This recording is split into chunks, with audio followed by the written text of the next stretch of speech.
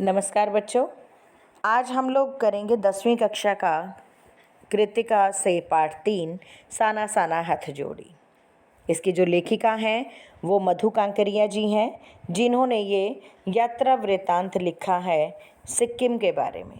उन्होंने सिक्किम के समाज के बारे में, वहाँ की प्राकृतिक आबो हवा के बारे में हम सबको जानकारी दी है। मैंने पहले भी बताया बेटा कि यात्रा वृत्तांत होता क्या है कि जब हम किसी यात्रा का वर्णन, किसी स्थान पर जब हम गए हों, उसका आंखों देखा हाल जब हम कलमबद्ध करते हैं तो वही जो है यात्रा वृत्तांत कहलाता है।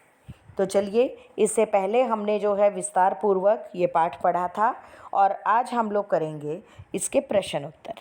तो सबसे पहला प्रश्न है, झिलमिलाते सितारों की रोशनी में नहाया गंतोक लेखिका को किस तरह सम्मोहित कर रहा था। अब बेटा यहाँ पर जो बात की कि झिलमिलाते सितारों की रोशनी में ऐसे लग रहा था कि मानो गंतोक नहाया हुआ है। गंगटोक शहर भी बोला इसे, वो सिक्किम की राजधानी है। और इसकी जो सुंदरता है, जैसा लेखिका ने इस पाठ में बताया कि सुबह, शाम और रात को जो है देखते ही बनती थी। वहाँ रात के समय आसमान ऐसा प्रतीत हो रहा था मानो सारे तारे बिखर कर जो है नीचे टिमटिमा रहे हों। अब देखो बेटा, जब आप पहाड़ी क्षेत्रों में जाते हो तो आपको कैसा प्रतीत होता है, ऐसे लगता है कि मानो आप बादलों और आसमान के बीच में ही कहीं खड़े हो। फिर उसने बात की कि जब दूर ढलान पर ढलान लेती तराई, यानी कि नीचे की ओर जो आ रहा था, वहाँ ऐसे लग रहा था कि मानो सितारों के गुच्छे जो है रोशनी की झालर बना रहे थे। इस सुंदरता ने बेटा लेखिका पर ऐसा जादू कर दिया मानो सब कुछ उसको ठहरा हुआ सा, अर्थहीन, यानी कि और किसी चीज़ का उसके लिए मानो मतलब ही नहीं था, प्राण रहित लग रहा था। उसके भीतर बाहर जैसे एक शून्य सा, शून्य माने कि उसको लग रहा था कि बाकी सब संसार तो जो है वो झूठा है, जो कुछ है वास्तविकता मानो उसके सामने थी। तो उसे गंतोक जो है, गंगटोक जो शहर है, उसमें सब कुछ सुंदर लग रहा था और वही सुंदरता में पूरी तरीके से खो गई थी। तो इस प्रकार बेटा गंतोक शहर ने जो है लेखिका को प्रभावित किया, वहाँ के प्राकृतिक वातावरण ने। अगला प्रश्न है, ये बहुत इंपॉर्टेंट है जो बेटा मैं अगला प्रश्न करवा रही हूँ बोर्ड के पॉइंट ऑफ व्यू से भी, कि गंतोक को मेहनतकश बादशाहों का शहर क्यों कहा गया है। जी हाँ, गंतोक क्या है? गंगटोक बेटा एक पर्वतीय स्थल है, पहाड़ है, पहाड़ों से घिरा हुआ है और जो पर्वतीय क्षेत्र होने के कारण यहाँ की परिस्थितियाँ भी बहुत कठिन है। हमारे मैदानी इलाकों में इतनी कठिनाइयाँ हमें नहीं आती जितनी पहाड़ी क्षेत्रों के लोगों को झेलनी पड़ती हैं। तो अपनी ज़रूरतें पूरे करने के लिए यहाँ लोगों को बेटा बहुत कड़ी मेहनत करनी पड़ती है।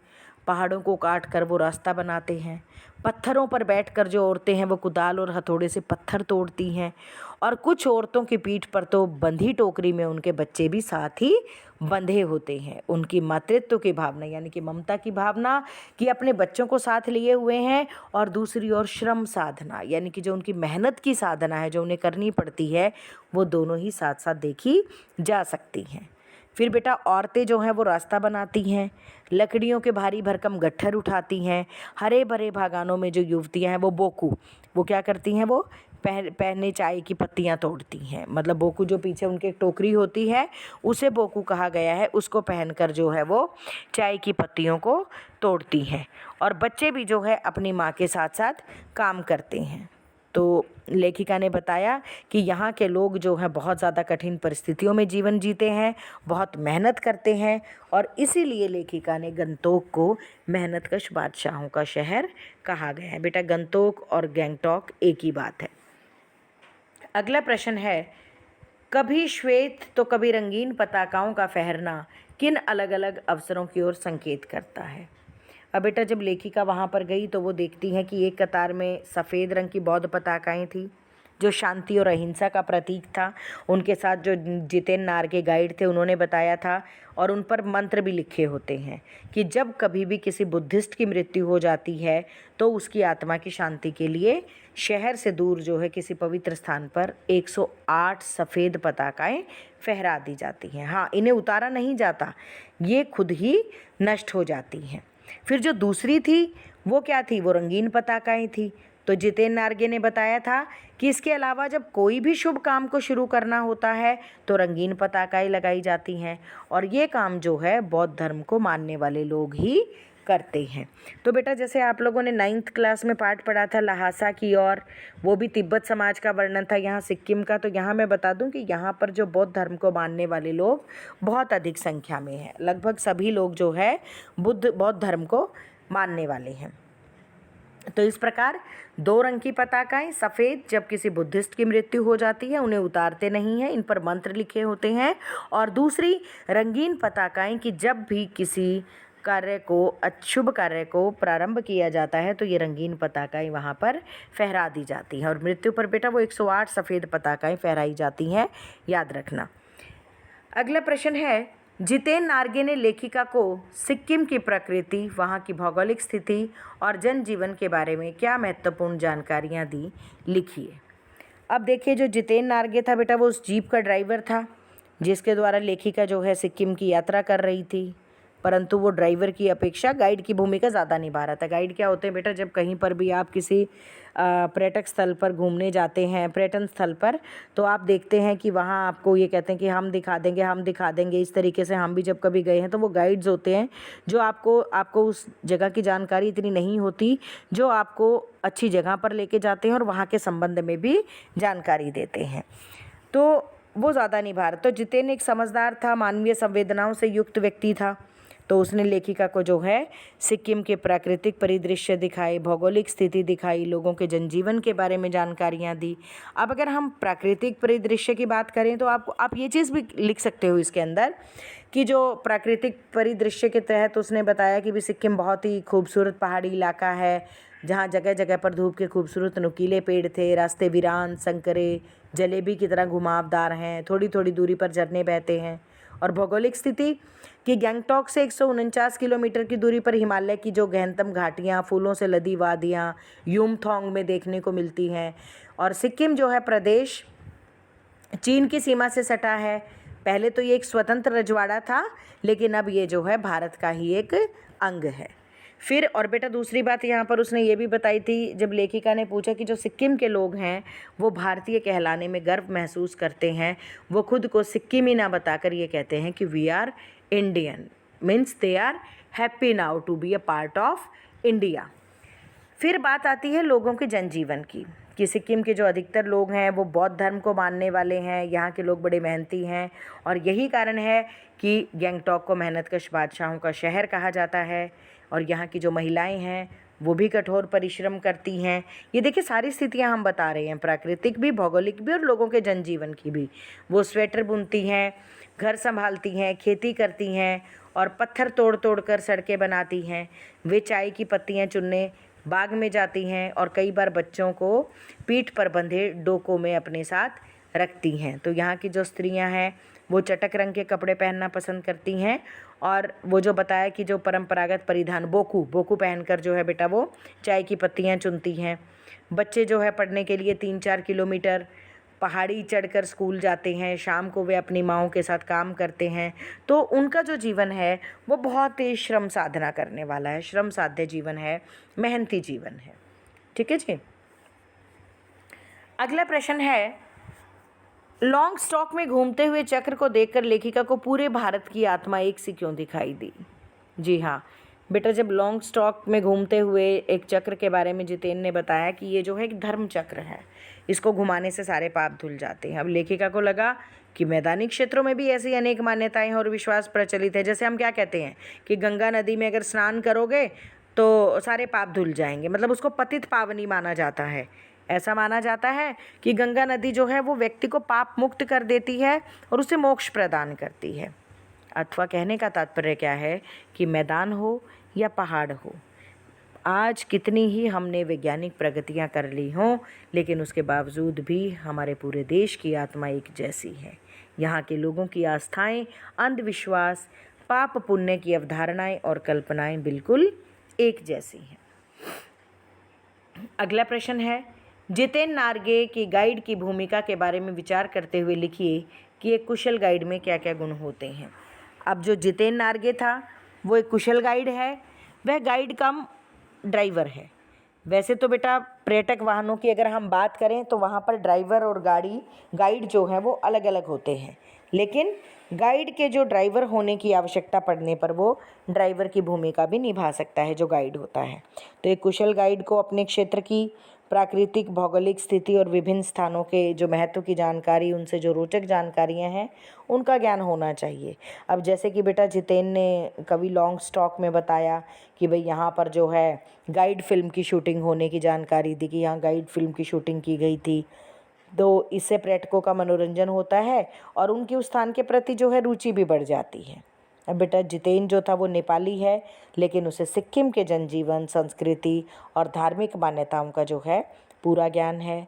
वहाँ की कठोर जीवन स्थितियों से भी वो भली भांति परिचित है। एक कुशल गाइड के जो गुण होने चाहिए वो उसमें हैं।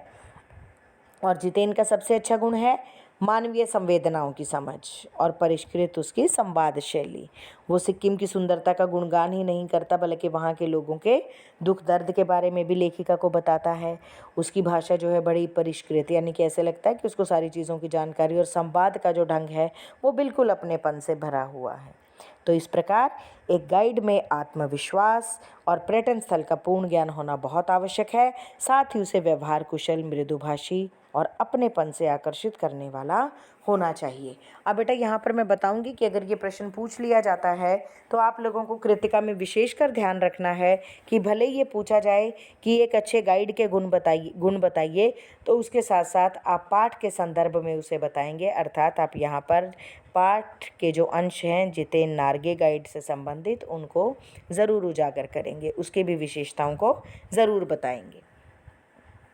अगला प्रश्न है, इस यात्रा वृत्तांत में लेखिका ने हिमालय के जिन जिन रूपों का चित्र खींचा है उन्हें अपने शब्दों में लिखिए। अब देखिए, इस यात्रा वृत्तांत में जो है लेखिका ने हिमालय के पल पल परिवर्तित होने के रूप के बारे में बताया कि हर स्थान पर जो मानो हिमालय बदल रहा था। हिमालय को देखकर आत्मा और आंखें दोनों तृप्त हो जाती हैं, संतुष्ट हो जाती हैं, क्योंकि हिमालय का बेटा जो पल पर परिवर्तित होता रूप था वो हर कोण से अलग अलग दिखाई देता है। जैसे जब ऊंचाई पर चढ़ते चढ़ते देखा तो उसका विशाल से विशालतम रूप होता चला गया। अब छोटी छोटी पहाड़ियाँ देखी तो वो विशाल पर्वतों में बदलने लगती हैं, घाटियाँ गहराती हुई पाताल नापने लगती हैं, वादियाँ चौड़ी होने लगती हैं और जिनके बीच रंग बिरंगे फूल खिले हुए नज़र आते हैं। तो जो लेखिका ने इसमें वर्णन किया कि चारों ओर प्राकृतिक सुंदरता जो है वो बिखरी नज़र आती है। जलप्रपात बहुत ऊंचाई से पत्थरों के बीच जो है जलधारा बनकर नीचे गिरते हैं, मनमोहक लगते हैं। तो हिमालय जो है कहीं चटक हरे रंग का कालीन ओढ़े लगता है तो कहीं हल्का पीलापन लिए हुए प्रतीत होता है। यानी कि ये पूरा का पूरा जो बदलाव था ये हिमालय में देखने को मिल रहा था। कहीं लगता है कि प्लास्टर उखड़ी दीवार की तरह पथरीला है जो देखते ही देखते समाप्त हो जाता है, मानो किसी ने जादू की छड़ी घुमा दी हो।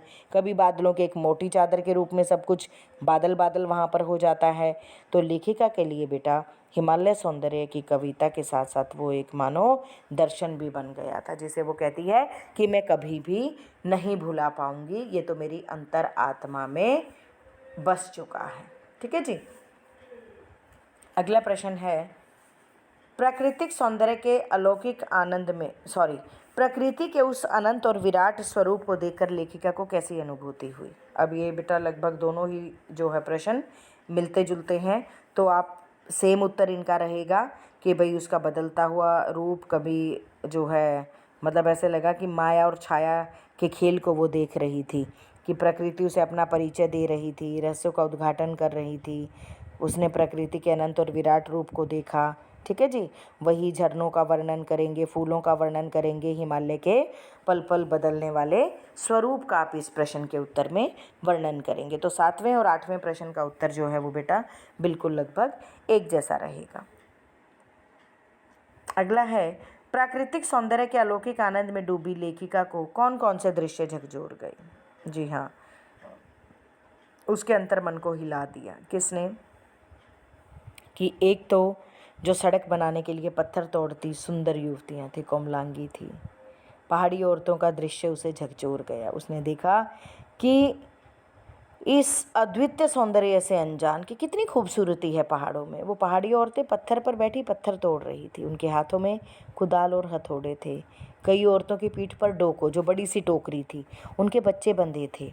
तो यह विचार उसके मन को बार बार झकझोर रहा था कि नदी, फूलों, वादियों और झरनों के इतने स्वर्गिक सौंदर्य, यानी कि जैसा स्वर्ग जैसा सुंदरता के साथ भूख, मौत, इनकी दीनता और जीवन जीने की इच्छा की जंग जो है वो लगातार जारी है। इसके अतिरिक्त उन्होंने देखा कि सीमा पर जो फौजी तैनात थे, तब भी लेखिका का मन उदास हो गया। उसका की आत्मा को झकझोर गया कि कड़कड़ाती ठंड में भी फौजी देश और देशवासियों की रक्षा के लिए तत्पर रहते हैं।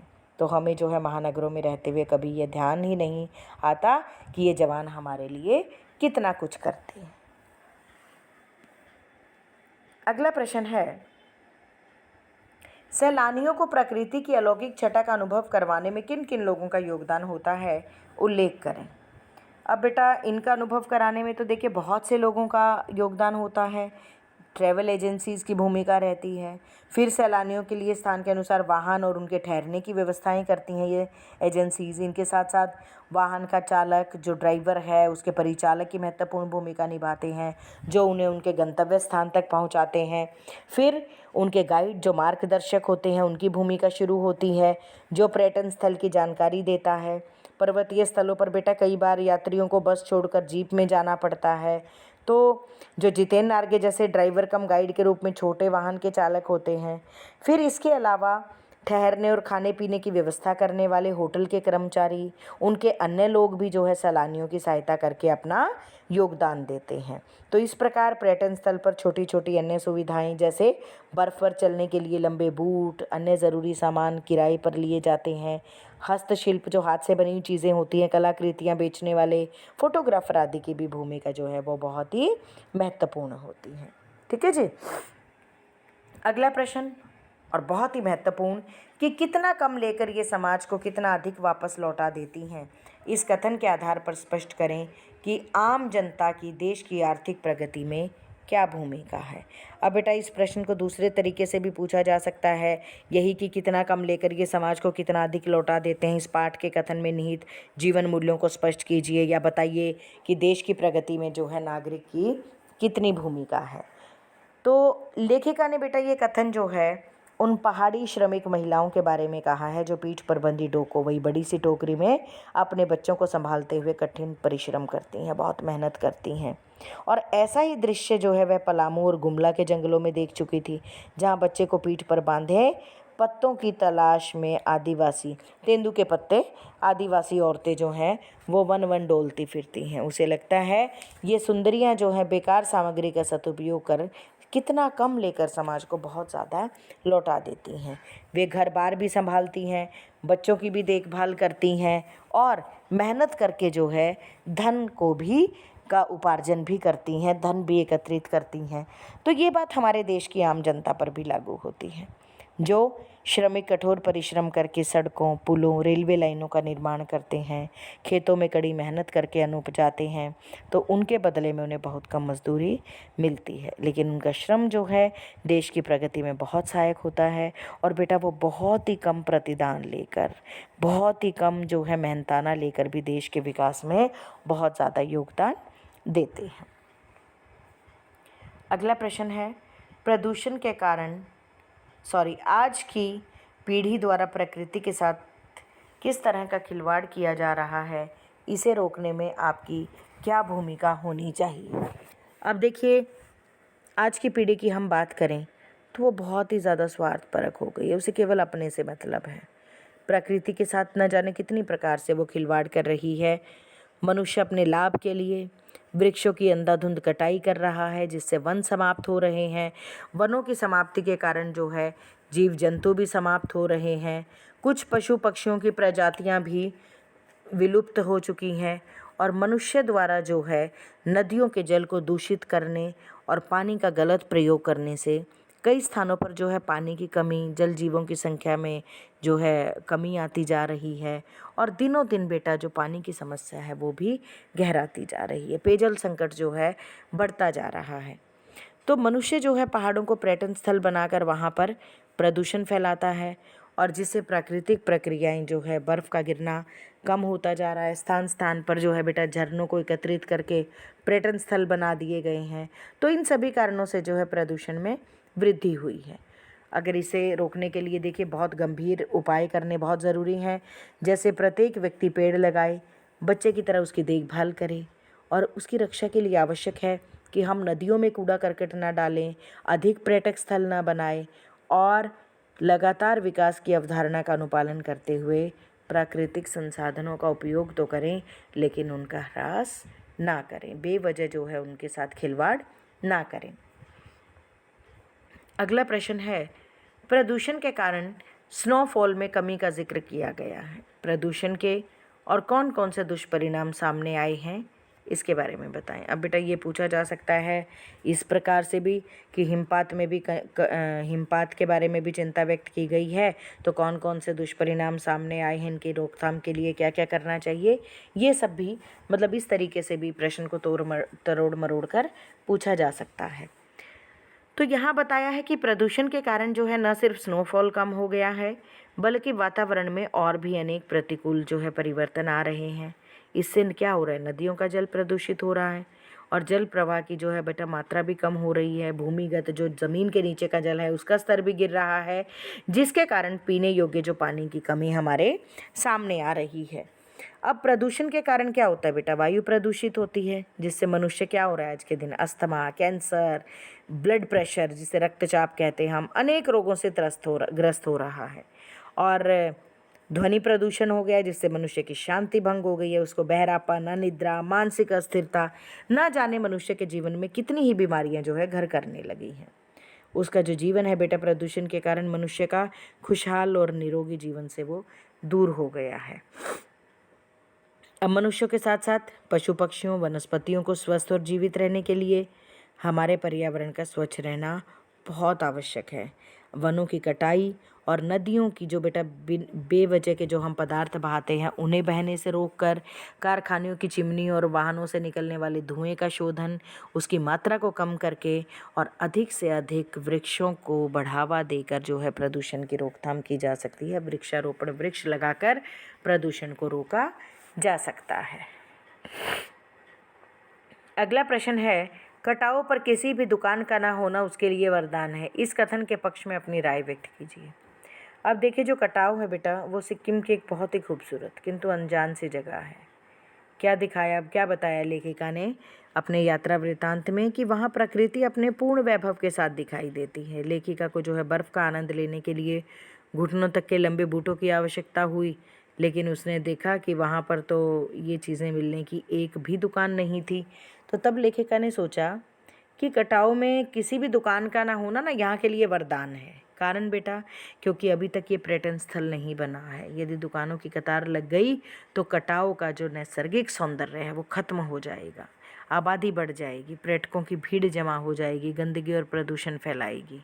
तो लेखिका को जो बेटा केवल यही स्थान मिला जहाँ पर वो स्नोफॉल देख पाई, क्योंकि वहाँ क्या था, प्रदूषण नहीं था।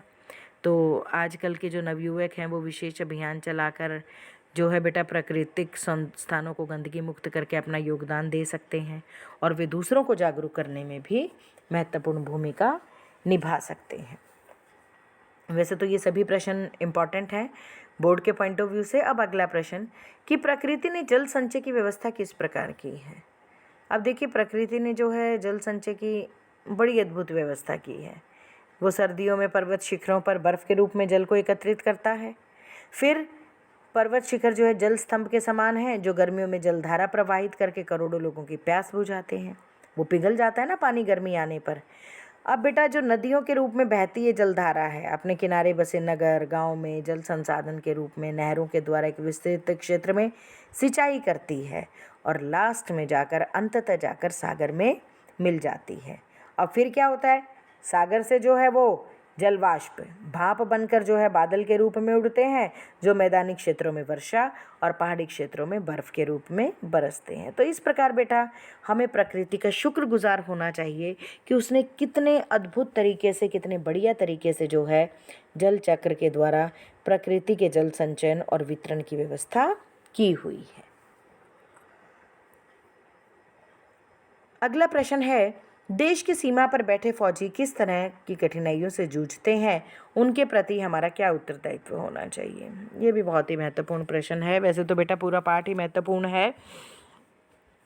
अब बेटा लेखिका बताती है और इस पाठ के माध्यम से भी हमें पता चलता है कि देश की सीमा पर जो हमारे फौजी बैठे हैं वो प्रकृति के प्रकोप को सहन करते हैं।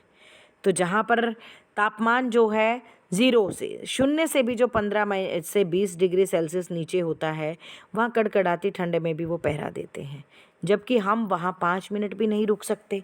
वे गर्मी सर्दी में भी जो है प्रकृति का प्रकोप सहकर सीमा पर डटे रहते हैं, ताकि हम चैन की नींद सो सकें।